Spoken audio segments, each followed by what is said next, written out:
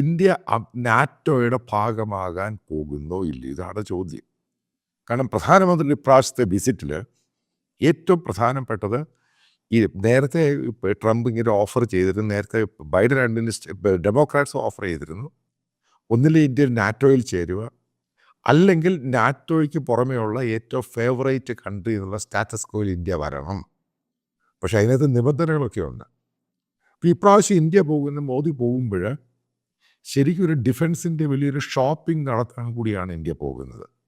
കാരണം റഷ്യയുടെ പല സിസ്റ്റങ്ങളും അതിൻ്റെ ഫെയിലിയറായി നമ്മൾ കണ്ടു.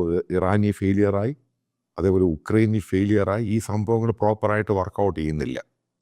അതുപോലെ റഷ്യ പുതിയ സംഭവങ്ങളൊന്നും ഉണ്ടാക്കുന്നു. റഷ്യ ഇപ്പോൾ ഇന്ത്യയുടെ തലയിൽ അടിച്ചുവേൽപ്പിക്കാൻ ശ്രമിക്കുന്നൊരു സംഭവം F-30 സുക്കോയ് 35. ഇന്ത്യ ഔട്ട് റൈറ്റായിട്ട് പറഞ്ഞത് വേണ്ടെന്ന് പറഞ്ഞു കഴിഞ്ഞു. അതിൻ്റെ റീസൺ എന്ന് പറയുന്നത് സുക്കോയ് 35 പെർഫോം ചെയ്യാൻ കഴിഞ്ഞിട്ടില്ല. അതാണ് അതിൻ്റെ പ്രധാനപ്പെട്ട കാരണം.